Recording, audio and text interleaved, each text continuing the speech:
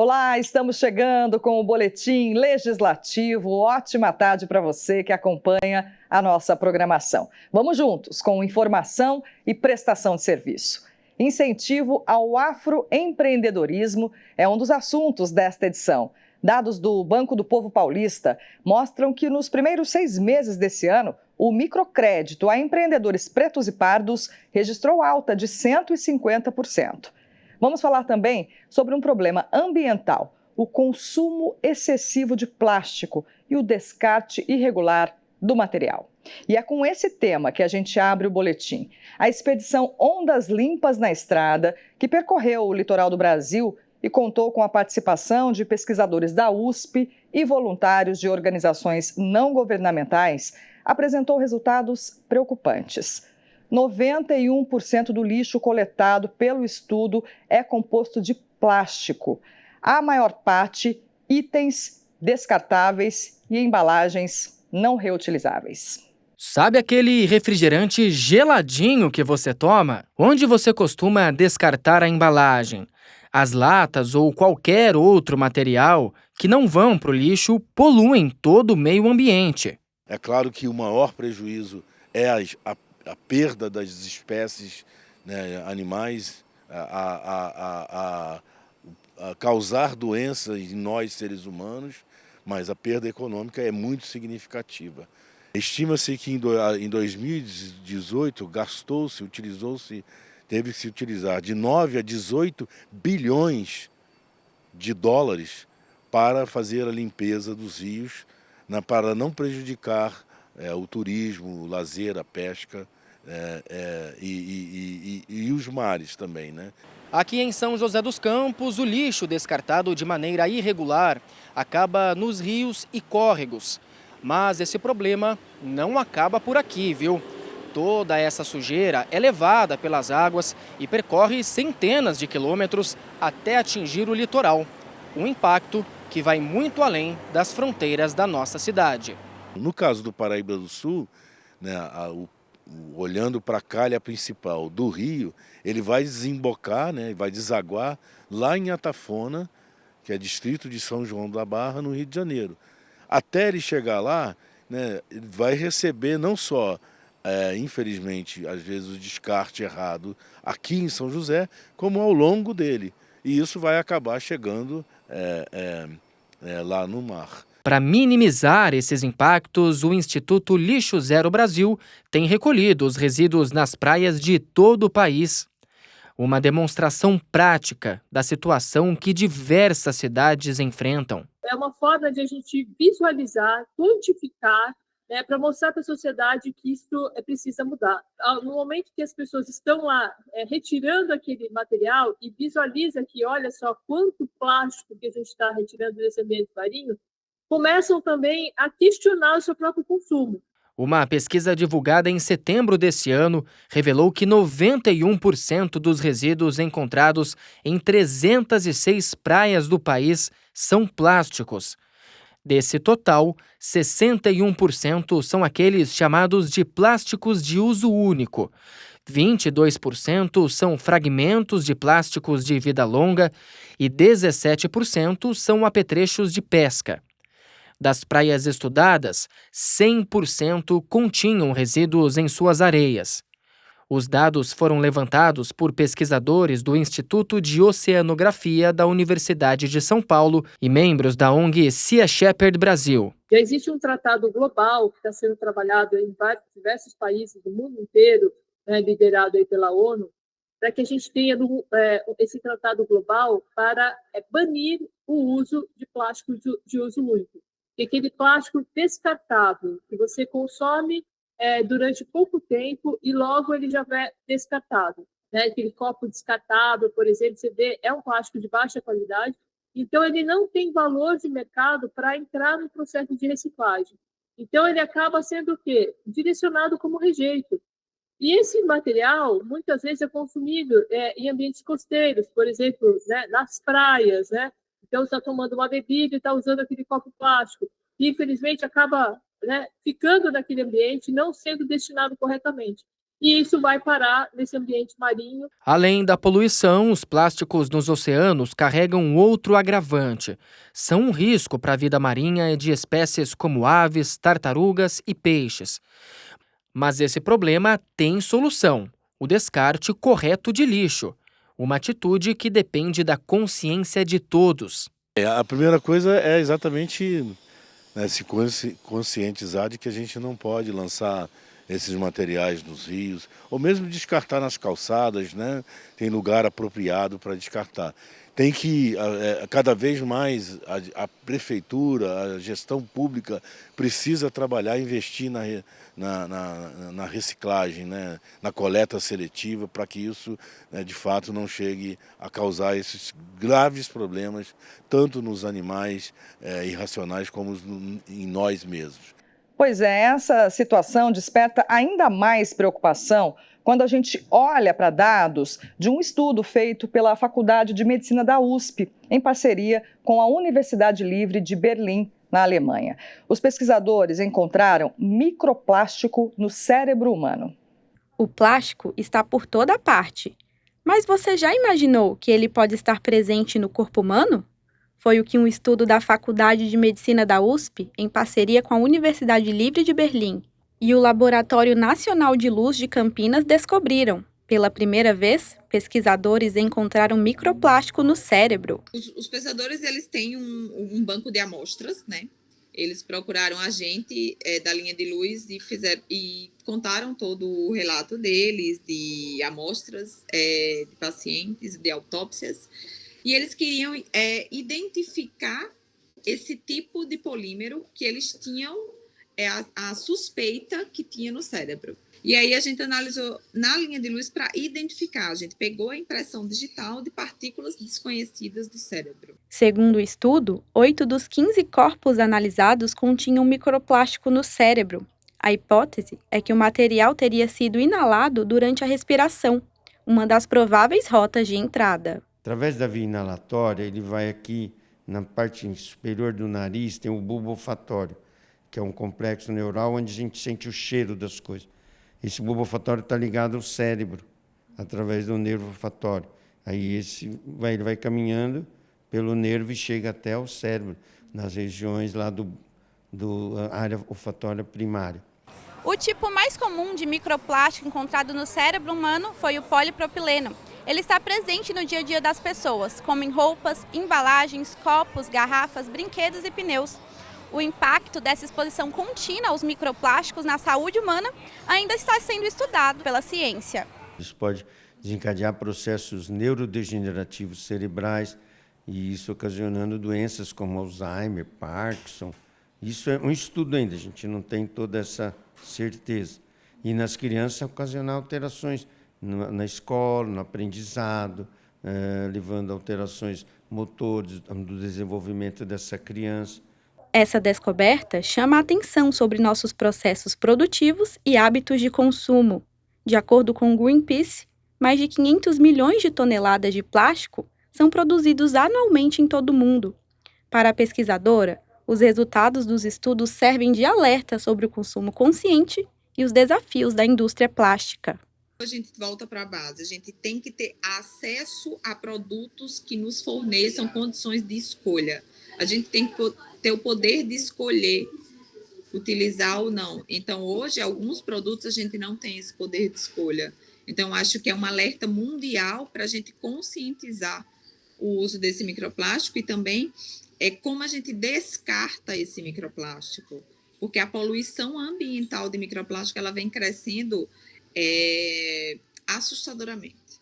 Mas como usar menos plástico no dia a dia, se ele está presente em quase tudo? Isso depende de políticas governamentais, de empresas, utilizar cada vez menos o plástico, descartar o plástico com certa seriedade, reciclar esse plástico de maneira adequada, né? Mas o que você pode, como pessoa, fazer? Por exemplo, você vai guardar alimentos, não usar embalagem de plástico. Você vai esquentar alimento, mamadeira, por exemplo, para criança, as mamadeiras são de plástico. Não esquentar na mamadeira, não é? Evitar condicionar os seus alimentos em lugares de plástico. A consciência é um caminho importante para reduzir nossa dependência do plástico. Mudanças de hábitos que são incentivadas com o avanço das pesquisas na área.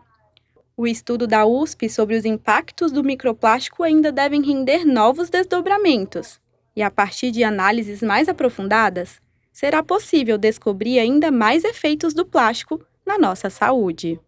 Como essas partículas irão causar problemas na saúde humana, é um estudo que a gente vai ter que desenvolver ao longo do tempo, porque cada corpo é uma máquina diferente, cada plástico ele se desintegra, se desgasta de forma diferente. Eu acredito que a gente está no passo 0, que é o passo da identificação do polímero.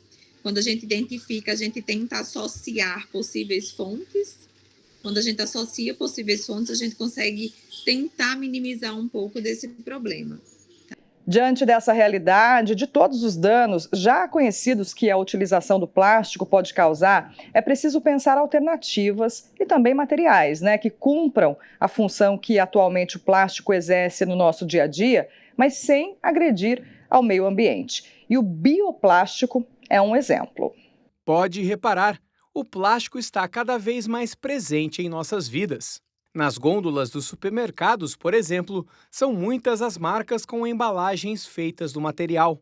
Das bebidas aos produtos de limpeza. E a maioria não sabe, mas o uso do plástico se estende até para as roupas que usamos. A gente percebe que nas áreas urbanas, principalmente, em função do baixo custo, da maleabilidade, da durabilidade, o plástico se tornou um substituto de quase todas as embalagens. Então, nós utilizamos o plástico para quase tudo, para embalar alimentos, para embalar roupas, para fabricar roupas, Nós temos roupas derivadas de polímeros, nós temos o plástico presente nas construções civis, então o material se tornou universal. E com tanto material feito de plástico no mercado, o meio ambiente sofre com o descarte irregular e a falta da reciclagem desse elemento. De acordo com os dados da Associação Brasileira de Empresas de Limpeza Pública e Resíduos Especiais, cidades do país geraram mais de 13 milhões de toneladas de plástico em 2022. E apenas 9% desse material foi reciclado, um montante que certamente é prejudicial para o meio ambiente. Esse plástico que hoje foi uma embalagem, ele vai se fragmentando e vai se tornando o que nós chamamos de microplástico. Existem muitas pesquisas que já mostram que esse microplástico é universal, está presente em todas as matrizes, então no ar, na água, no solo, no nosso alimento, na água que bebemos, ingerimos, então está presente no nosso corpo. E isso vai trazendo transtornos aos organismos. Existem muitos estudos de citotoxicidade, ecotoxicidade, que vão mostrar os malefícios da presença desse microplástico, no corpo, por exemplo, humano. E com tanto plástico espalhado por aí, o mercado já está pensando em alternativas para substituir o material. Milho, mandioca e beterraba são alguns exemplos de fontes para a criação do plástico biodegradável. Aqui na região, uma empresa está apostando em outra alternativa como matéria-prima: a fermentação microbiológica. A ideia veio do Fernando em 2019 e, após se juntar com outros 2 sócios, ele criou a empresa que hoje funciona em Jacareí. O CEO da companhia explica que o material pode se decompor entre 6 e 12 meses sem agredir o meio ambiente. A gente põe uma bactéria nesses equipamentos que a gente tem aqui atrás, que são os bioreatores. Ali ela vai se proliferar e vai ocupar todo o espaço interno daquele bioreator. E depois a gente continua alimentando essa bactéria com resíduos industriais orgânicos, que a gente capta de diversas indústrias aqui. E aí ela vai engordar, e essa gordura que ela acumula dentro da célula da bactéria ali, ela é polimerizável. Então a gente extrai, purifica e depois transforma no material que a indústria já está acostumada a trabalhar, que são os pellets de plástico. Esta nova alternativa ainda está em fase final de desenvolvimento e agora a empresa busca investidores. Existe a possibilidade de que este plástico, feito a partir da fermentação microbiológica, seja utilizado primeiramente para atender a indústria de cosméticos em 2025. Como no começo, principalmente quando a gente estiver no começo de ganho de escala, o custo de produção vai ser mais alto inevitavelmente, a gente precisa de um material que tenha um valor agregado mais alto. Então a gente quer entrar pela indústria de cosméticos e outras indústrias também que têm um valor agregado mais alto, mas depois ir baixando também para a indústria de alimentos e descartáveis, canudos, sacolas, tudo que realmente é poluente do meio ambiente. Seja de milho, mandioca ou de fermentação microbiológica, o importante é que cada vez mais apareçam alternativas para que o plástico comum seja substituído. É um processo longo, mas que deve começar o quanto antes. O nosso objetivo é não só mudar a relação das pessoas com o meio ambiente, mas a mudar a forma com que as empresas se relacionam com o meio ambiente através das suas embalagens. Eu espero que a gente faça grandes passos hoje com inovações tecnológicas, com produtos alternativos. Nós temos outros materiais, talvez com custo maior, sim, talvez com obrigatoriedade do retorno à cadeia produtiva, mas que nos levaria a conviver melhor com o ambiente em que vivemos. Ciência, indústria, poder público e cidadão. É preciso um trabalho de todos para lidar com esses desafios que se apresentam. O que a gente pode fazer é optar por materiais mais sustentáveis, reduzir o consumo e, claro, sempre que possível, reciclar. Vamos falar de saúde agora? Toda terça-feira, especialistas trazem dicas de bem-estar. Vamos acompanhar juntos a recomendação de hoje.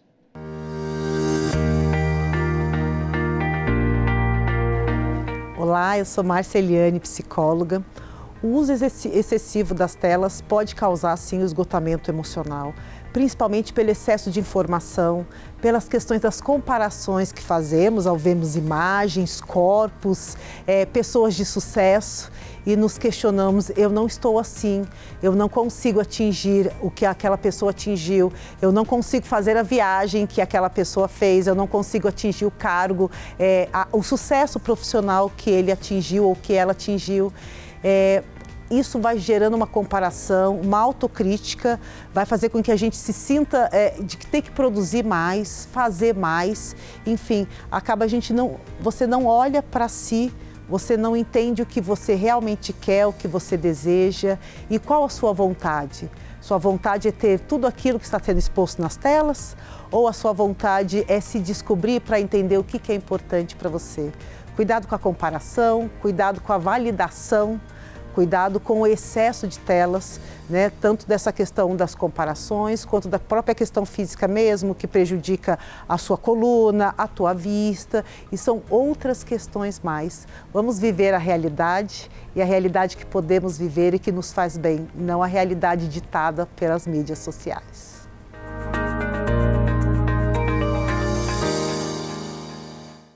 Olha, por conta da forte estiagem que atinge o Brasil, o Ministério de Minas e Energia avalia o retorno do horário de verão. Essa é uma medida que divide um pouco as opiniões. Alguns especialistas acreditam que de fato vale a pena, outros nem tanto. Mas nesse caso, a recomendação é do operador nacional do sistema elétrico. E o objetivo da medida é aproveitar a luz natural por mais tempo e reduzir o consumo, principalmente nos horários de pico.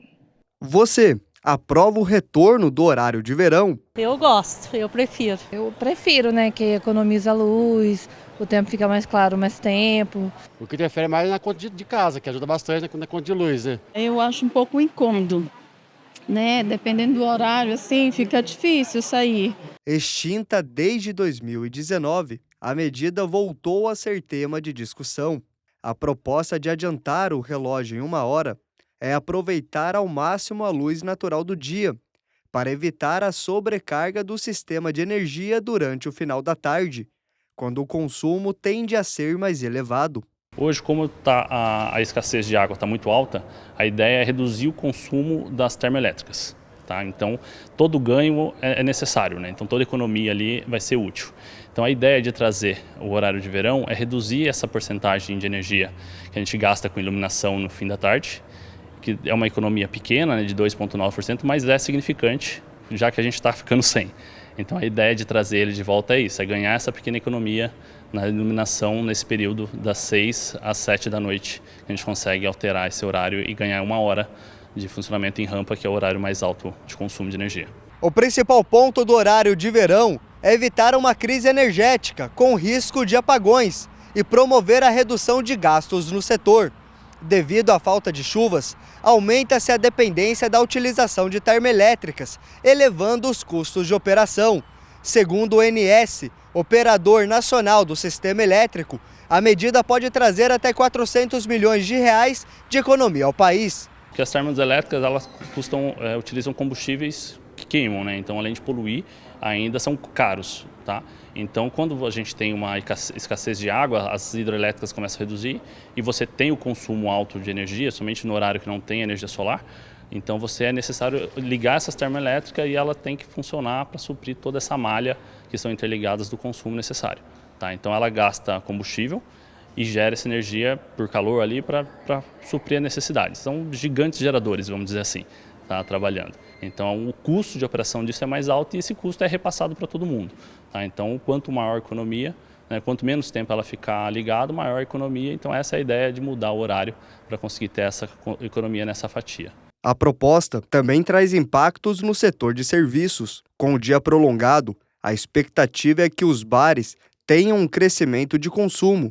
Ainda assim, nem todos comemoram a medida. Segundo o sindicato da categoria, alguns estabelecimentos, como restaurantes, podem ser impactados negativamente com a volta do horário de verão. No horário de verão, vai anoitecer em torno de 7h30, mais ou menos. E aí o que acontece? O brasileiro, ele espera anoitecer para sair, em média, tá? Não que todos façam isso. E aí atrasa a gente pede 1h e meia de atendimento. Então não é uma coisa, para os restaurantes não é tão legal. Agora, para quem trabalha com happy hour, é bem legal.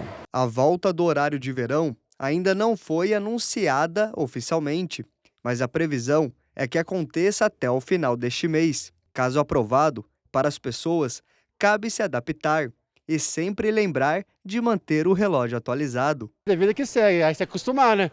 Quando perder o horário de novo no serviço, senão o patrão fica bravo no serviço depois, velho. Nosso assunto agora é economia. Dados da PNAD Contínua, a Pesquisa Nacional por Amostra de Domicílios, mostram que entre 2013 e 2023, o número de empreendedores negros aumentou 22% no país e o acesso ao crédito também cresceu. Em 2024, a concessão de microcrédito a empreendedores pretos e pardos registrou alta de 150% no Banco do Povo Paulista. Um cacho de cada vez. É assim que o negócio da Juliana não para de crescer. O salão dela é especializado em beleza afro, cabelos crespos, cacheados e ondulados.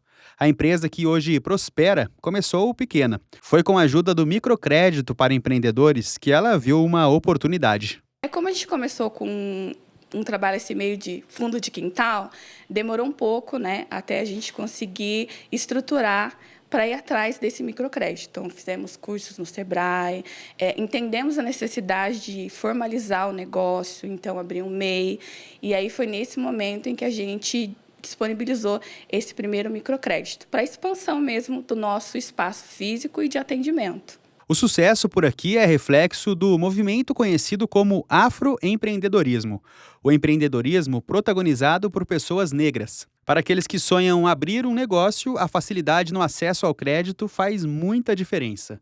E para quem é do ramo da Juliana, existem até financiamentos próprios. O Banco do Povo Paulista registrou um crescimento de 150% nas operações da linha Empreenda Afro entre janeiro e julho desse ano, na comparação com o mesmo período do ano passado. No total, foram liberados mais de R$ 4.500.000. A linha é voltada para pessoas negras e pardas e impulsiona negócios em fase inicial ou de expansão. E o mercado do afroempreendedorismo está mesmo em alta. Segundo dados da PNAD Contínua, a Pesquisa Nacional por Amostra de Domicílios, o número de empreendedores negros aumentou 22% em 10 anos, entre 2013 e 2023. Mesmo diante dessa evolução, o acesso ao crédito ainda é apontado como principal dificuldade. Muitas optam pelo empreender justamente por falta de oportunidades da CLT. De serem funcionárias formais, tá? Terem emprego formais. E aí elas acabam partindo para empreender, desde que seja da sapataria, de salão, loja e assim por diante. Então, ter uma linha de crédito que facilita, que estimule, é extremamente importante. Porque muitas pessoas, muitas empreendedoras hoje, elas têm todo o conhecimento já passado dos avós, dos pais, dos tios, e aí quer pôr em prática. E falta o principal, que é o quê? O financeiro. O apoio do poder público também é fundamental para incentivar o afroempreendedorismo. Em 2023, a Câmara aprovou um projeto de lei que autoriza o Poder Executivo a instituir o Programa Municipal São José Afroempreendedor. Entre os objetivos está o desenvolvimento de estratégias e ações para o fortalecimento dos empreendedores negros. Para a advogada, a participação do poder público é uma ferramenta indispensável para garantir a igualdade social. Hoje, quando você fala em mercado de trabalho, as pessoas que estão menos qualificadas são as pessoas pretas, por falta de oportunidade.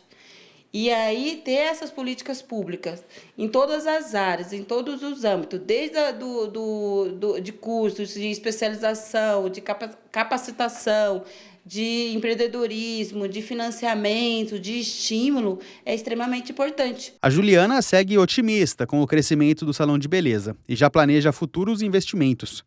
Para isso, diz que vai contar com o microcrédito do Banco do Povo mais uma vez. Já abrimos uma segunda unidade. Apesar, de todas as dificuldades que o pequeno empreendedor tem, é preciso sempre avançar. Então, a gente tem um segundo braço do negócio lá no litoral, em Caraguá, que é a minha irmã Jana, que atende lá. E aí, novamente, a gente vai utilizar esse microcrédito para expandir e para crescer um pouco mais, para oferecer melhor os nossos trabalhos, os nossos atendimentos. O PAT de São José está com vagas abertas para diversas áreas. A gente confere as oportunidades agora na agenda de serviço. O PAT, Posto de Atendimento ao Trabalhador de São José dos Campos, tem oportunidades de emprego para ajudante de cozinha, ajudante de obras, alinhador de pneus, assistente de prevenção de perdas, auxiliar administrativo, auxiliar de cozinha, auxiliar de desenvolvimento infantil, auxiliar de expedição, auxiliar de limpeza, auxiliar de manutenção de edifícios, auxiliar de manutenção predial, auxiliar de mecânico de autos, auxiliar de mecânico diesel, auxiliar de pedreiro, balconista de açougue, carpinteiro, chefe de serviço de limpeza, churrasqueiro, confeiteiro, corretor de imóveis, costureira em geral, cozinheiro geral, cuidador de idosos, eletricista de manutenção, empregado doméstico diarista, empregado doméstico nos serviços gerais, encarregado de obras, frentista, funeleiro de veículos, jardineiro, mecânico de automóvel, mecânico de manutenção de máquina industrial, mecânico de máquinas pesadas, mecânico montador, montador de recreação, montador de imóveis de madeira, motorista carreteiro, motorista de caminhão, office boy, oficial de manutenção predial, operador de caixa, operador de empilhadeira, operador de escavadeira, operador de máquina injetora de metais, operador de teleatendimento ativo, operador de telemarketing receptivo, operador de vendas, padeiro, pedreiro de acabamento, piscineiro, polidor de veículos, profissional de educação física na saúde, recepcionista atendente, repositor de mercadorias, serralheiro, serralheiro industrial, servente de obras, vendedor interno, zelador de edifício. Ainda vagas para pessoa com deficiência nos cargos de auxiliar de estoque, operador de telemarketing. Para se candidatar é fácil, é só comparecer ao PAT levando RG, CPF, carteira de trabalho e o cartão cidadão. O PAT fica na Praça Afonso Pena, número 175, no centro. Vamos saber como ficam as temperaturas na cidade na terça-feira e também amanhã. Hora da previsão do tempo. A tarde desta terça-feira promete ser mais quente do que ontem, com o sol durante todo o dia, sem muitas nuvens no céu. A máxima prevista é de 36 e a mínima de 14. Já para amanhã, quarta-feira, o tempo segue ensolarado e com possibilidade de chuva na parte da tarde. A máxima esperada é de 26 e a mínima será de 16. O Boletim Legislativo de hoje fica por aqui. Muito obrigada pela companhia. Se quiser rever as reportagens, basta acessar o nosso canal do YouTube TV Câmara SJC. Uma ótima tarde para você. A gente volta a se encontrar amanhã. Até lá.